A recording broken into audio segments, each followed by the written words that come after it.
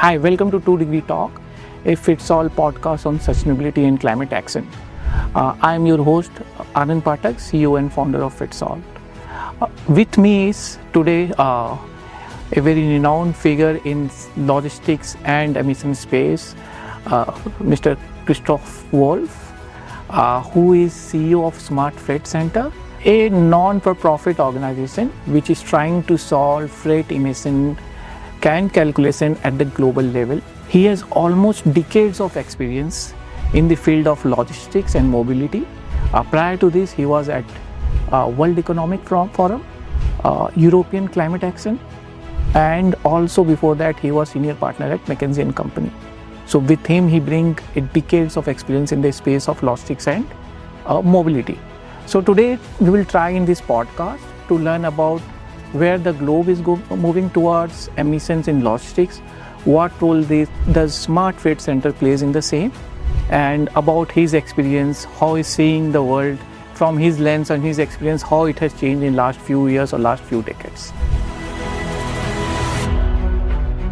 So welcome to the podcast. Yeah, thank you very much. Thank you for having me. Thanks.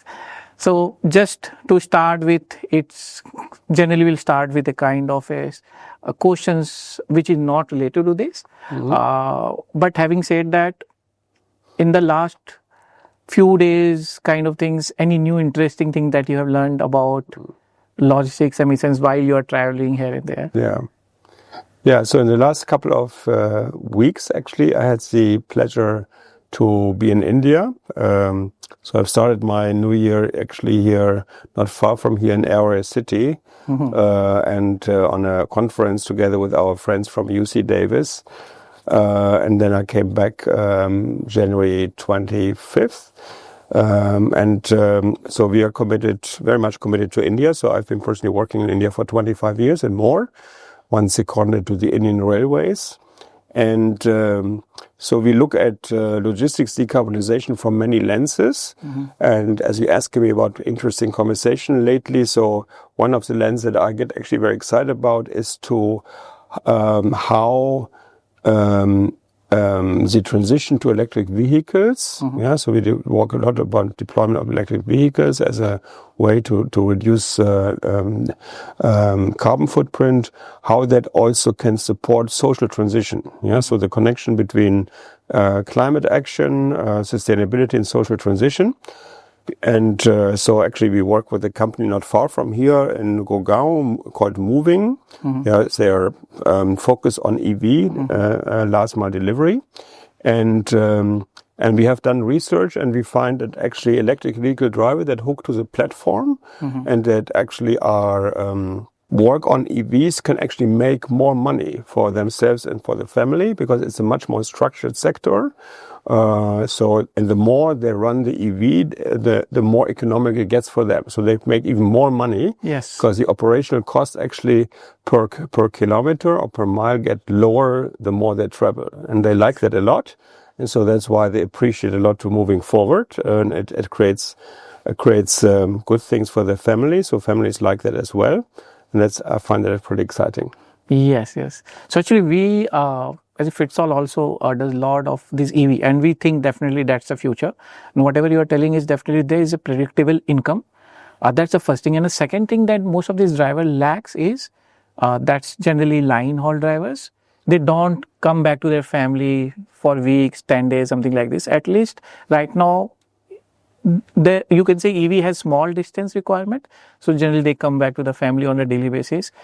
So that's another advantage I will say for the driver, at least right now. Until the EV moves to the mid-mile and line haul, we need to see. Yeah, so I think so there are different use cases. So EVs typically work better if they are in a predictable environment, well structured, because you need to bring the charging into that. So it's about how platform organizes the trips, so gets in the demand and organizes the trips.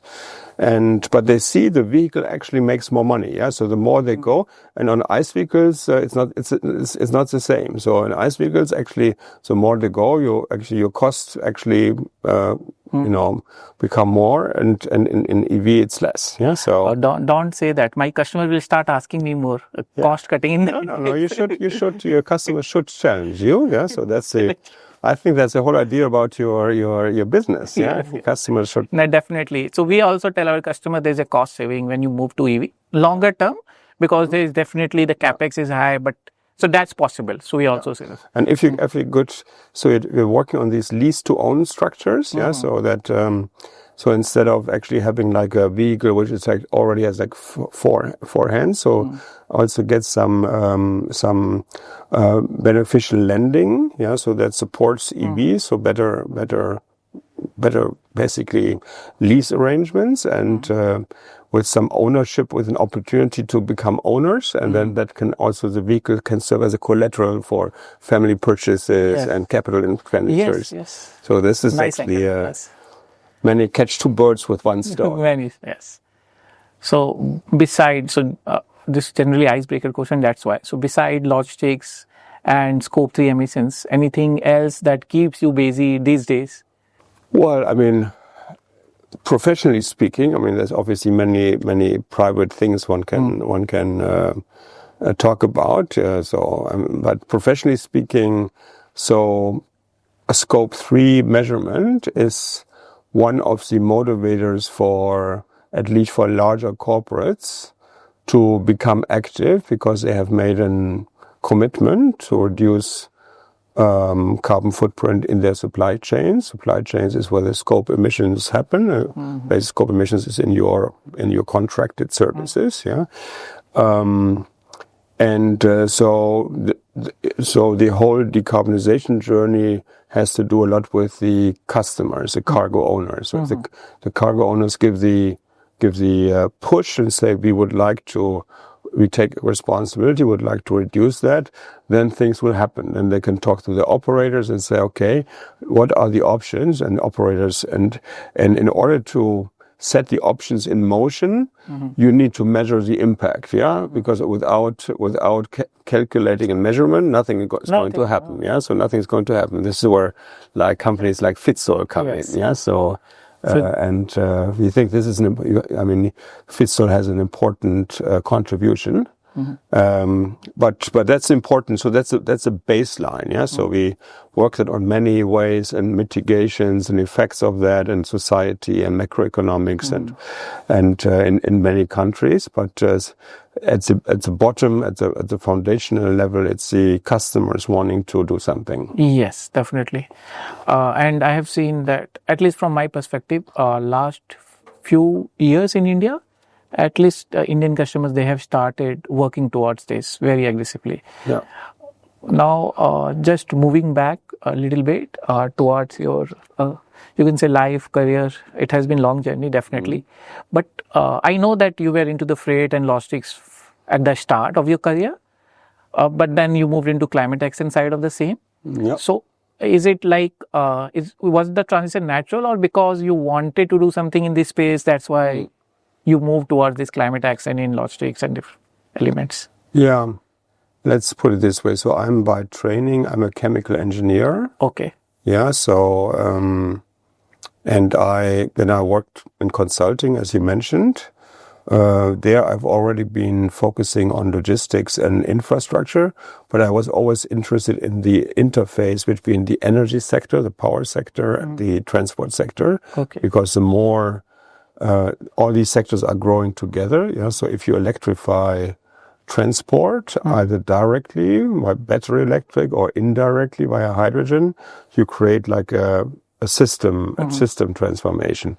And that's what always interested me also from an intellectual point of view, because it's about networks, it's about systems. So I like that. And then obviously I personally think that if you have kids, you should worry about what is happening in the future. Yes. And take responsibility for that. And I felt that that's my way, or that's a way to make a contribution, to help engage communities, customers, corporates in this journey. And so that's why I've been focusing on that. Completely agree. So actually, why I started Fitsol was one of the reasons that I told.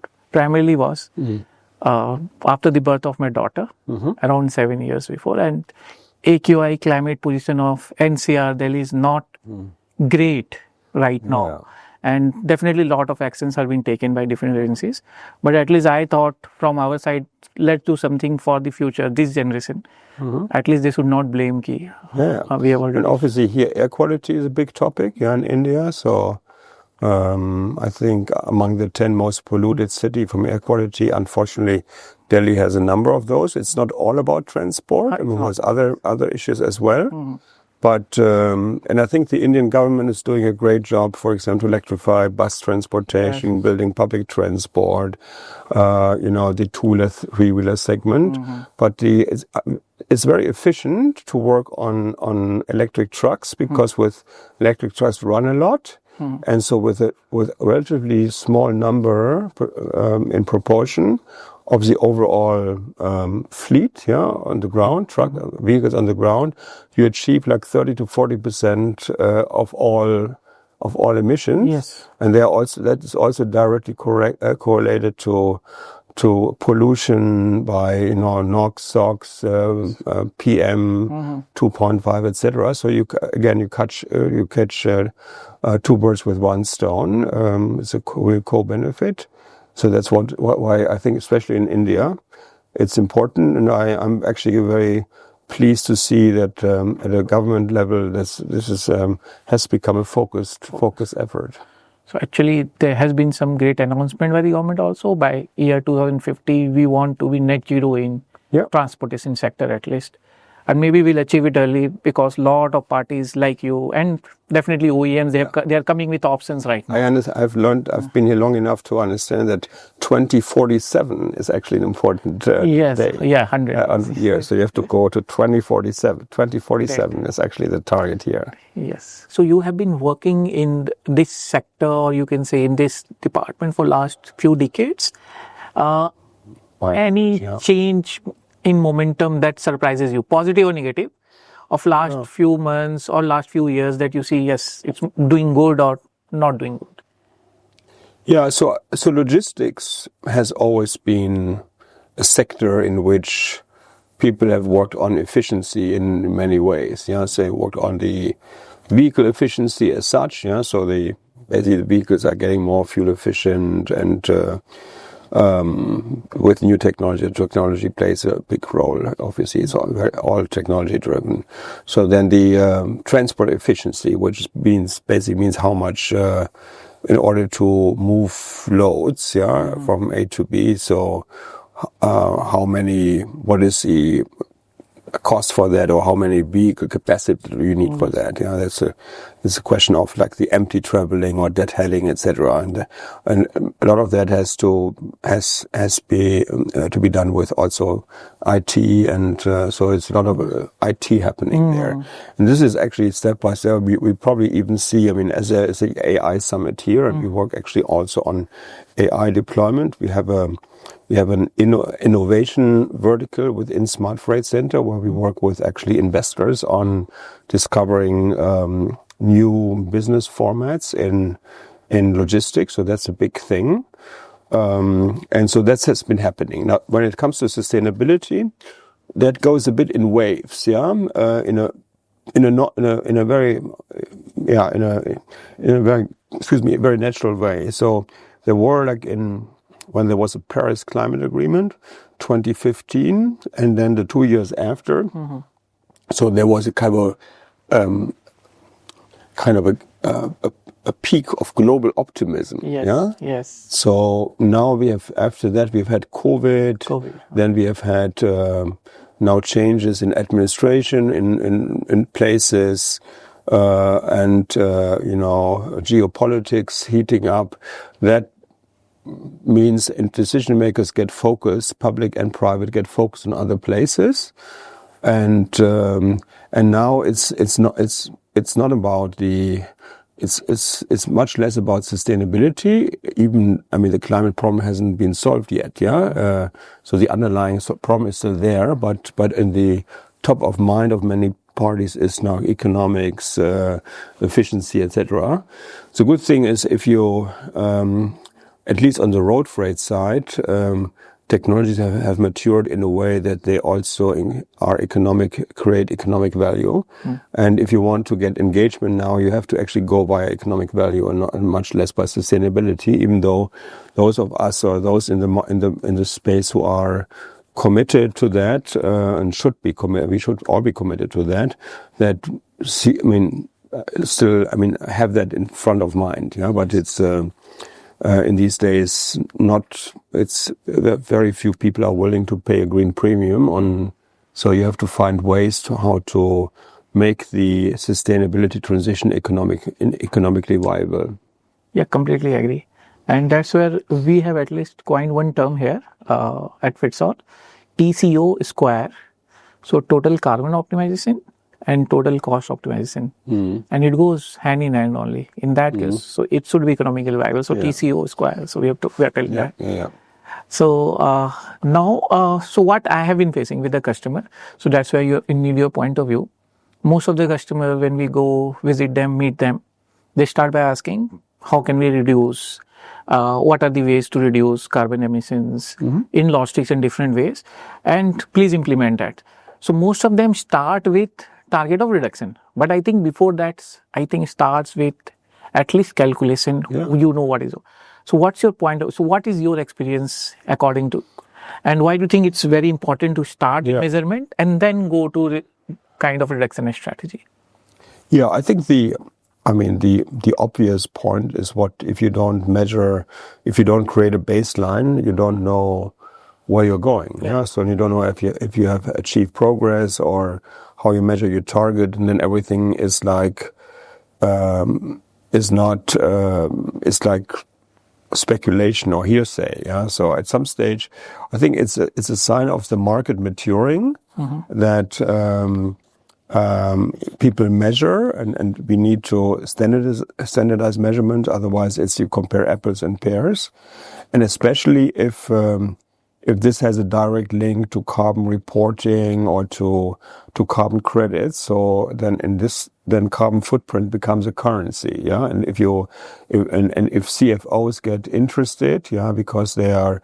If there's measures to reduce carbon footprint that could be packaged actually into a carbon credit, and that carbon credit can be traded, this carbon credit can be sold, you can, etc., to work on your footprint.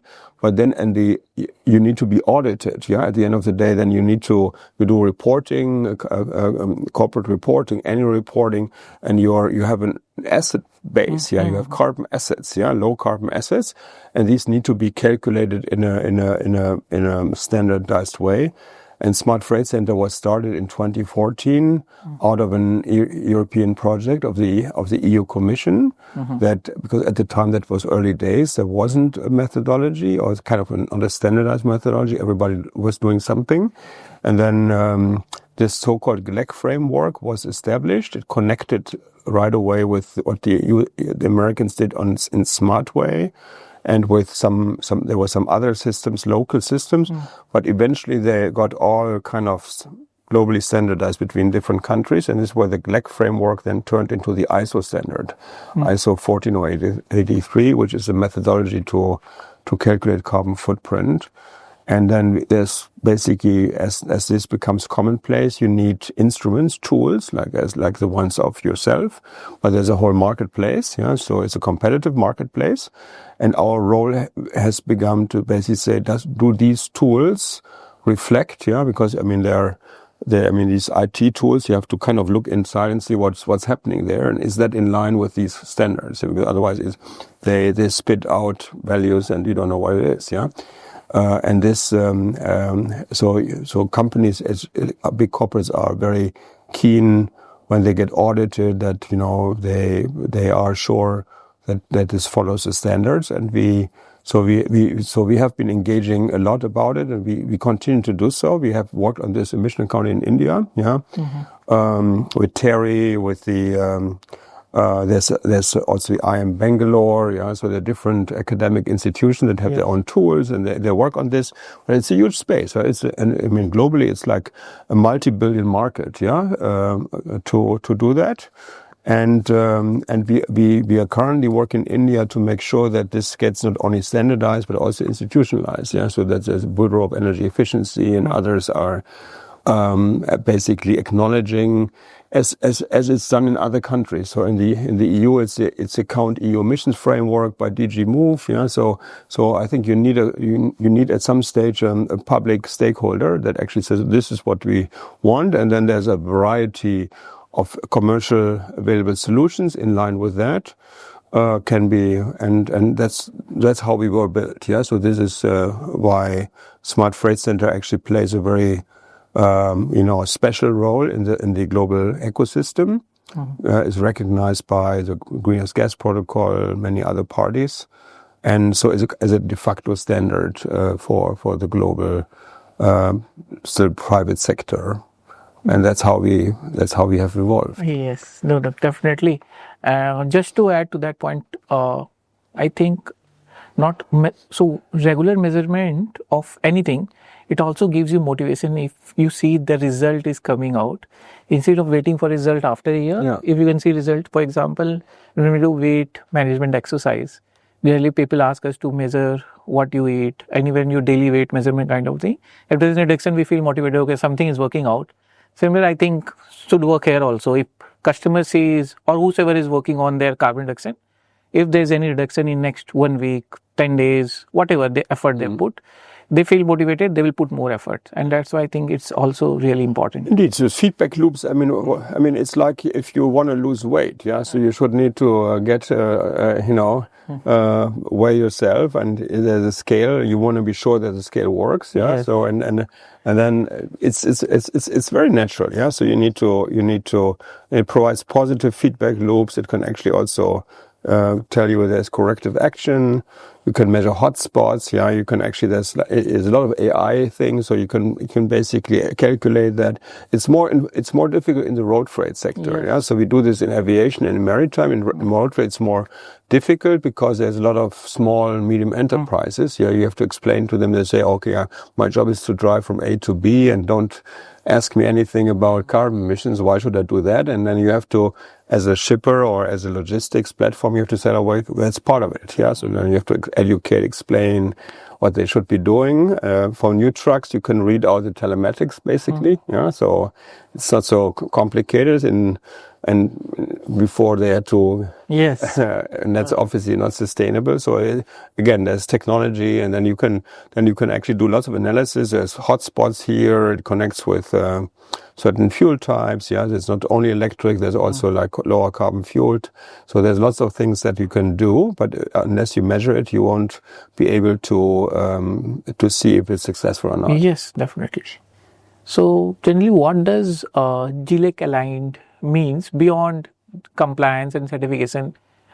If any company is telling that I am GLEC aligned in that. And it's so GLEC. So we say GLEC. I mean, some people say GLEC, but I've heard GLEC stands for Global Logistics Emission Council. So it's an acronym that they chose when 2014 when they started. Okay. And it's basically you take relatively simple, straightforward primary data.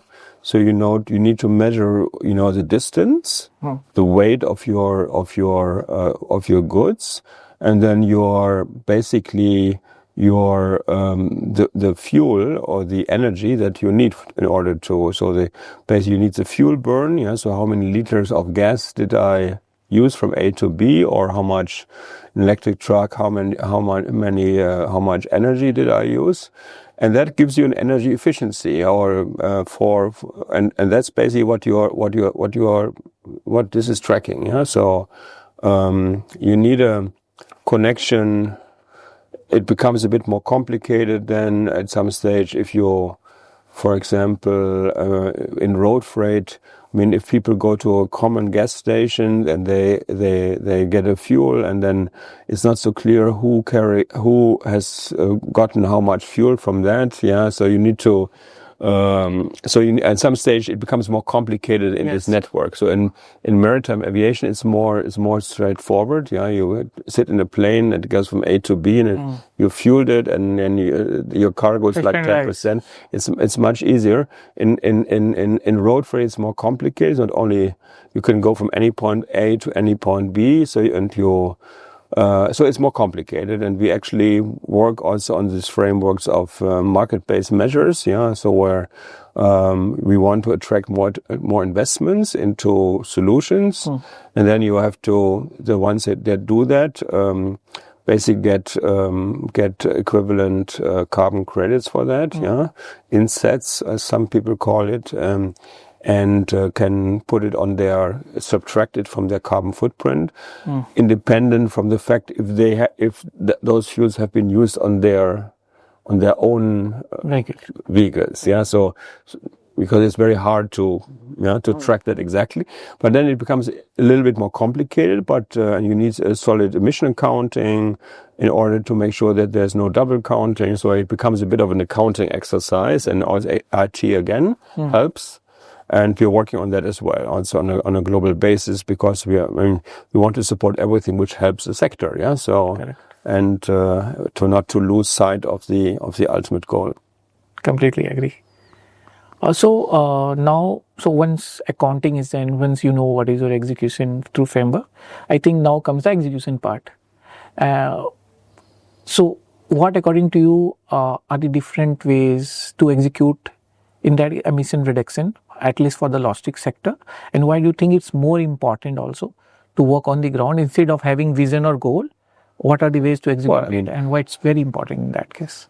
Yeah, so I think once you measure it and track, so then the measurement and tracking with data is good, but you need to build action on that. Yeah, so and but that's ultimately the goal. And in logistics, it has to do a lot with the types of equipment, the types of vehicles.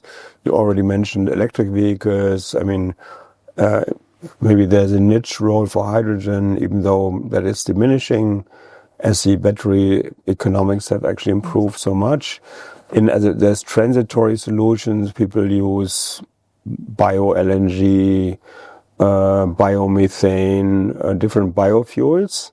So that is another transient opportunity. I mean, at some stage, the supply of sustainable biofuel is always limited. So then one has to think about where to use it, and probably they're not in the road sector because you have alternatives. But until you get to that point, so biofuels are an option, and they're being blended. Yeah, so there's a bioethanol blend system here. So it has been going on for quite some time. So it has been successful. I know the Ministry of Road Transport is very, very proud on that. Yeah, and that's maybe being used in aviation as well. But if you really scale all of that, then so biofuel will probably be needed in other places, but that may still take a while. And then that is another option. Yeah, so you can work on the fuel or on the vehicle, and if you work on electric vehicles, it gets more complicated because it's a different technology. Yeah? You start about charging and how to do that. It's a different economics. It's a more expensive vehicle, but it costs less in operations. So, and that becomes for small and medium enterprises who are very kind of bought into the diesel economics, and they know exactly what they have. Done that for generations. Third generation company, family that has 10 trucks. So then telling them now you need to move to electric trucks. First, pretty skeptical. So what is that? How does it work for us, etc.? And banks say, okay, we don't know what it is. How much will it be worth in 3 years? Won't the battery break? There's some questions, but I think you see a journey. People get more accustomed and so are more used to it. They try it. There have been technical trials of all sorts. So and get pretty excited. And so these are the things that we are trying to bring together. And as I said, the electric vehicles only make sense if they get used a lot. So you have to make sure that they at least run like 250 kilometers per day, which means that you often have to kind of plug together loads from different customers. Yeah, so which means some coordination, and that's where we come in. So we are trying to create a marketplace, for that. So great. So just to summarize that, it's mainly about alternate fuel, better fuel vehicles, EV vehicles. And second angle is how we can use technologies and AI to improve efficiencies, reduce empty halls of the vehicle, and kind of think where bring together the loads of different customers and kind of consolidate the vehicle itself. Yes. Yes. So these are the things that you can say are the global practices or standards that's there. What do you think, how different is to execute that in the day-to-day logistic operations? So you have told something that there's a definitely challenge to convince most of the old family transporters because they have some 10 fleets, diesel fleets, and they're convinced about that. It's very tough to convince, convince banks also because of this. But in the operation side, do you think any challenge? I mean, I'd say 5 years ago, I mean, there weren't enough infrastructure out there. So then people say, okay, I mean, what can I charge and at what price? I think this is actually also growing. So there's more options there. So infrastructure is an important one. I think that there's more and more vehicle models. And India has a vehicle industry of its own, and the Tatas and Mahindras and Ashok Leyland, so they're active in that space. Yeah, so there's a lot of electric buses, for example. Yeah, so we already see here everywhere, and you will see the same in commercial vehicles step by step. It's a global industry. Yeah, so you got the Volvo Eichers, which is Volvo Eicher here, and Traton and Bharat-Benz. So it's actually on the OEM side. It's a global industry. Often on the ultimate customers, so on the cargo owners like the Amazons and Flipkart, etc. So they're also quite consolidated on both sides. But in between, I mean, the operators are fragmented. Yeah, it's very fragmented. And this is which you need to kind of think about how can you make it. What is the best way to bring everybody together? Yeah, and so what kind of guarantees do they need, and education, and technology has matured. I mean, they're sure in the past, people said, okay, do we know what in the climate here? It's humid or it's hot. What's the degradation of batteries, etc. So all of that is being studied or has been studied, and it's a journey. It becomes better every year. Yeah. So and so there's definitely progress along all those lines. Yeah, great. So one habit that leaders can build in themselves to take these climate actions more seriously, just rapid fire, anything. Yeah, measure what you want to get done. Yes. One word to describe Scope 3 right now. It's what your suppliers do and what you are responsible for. Yes. So AI in logistics, it's a hype or game changer? It will be a great tool, but it will become very practical.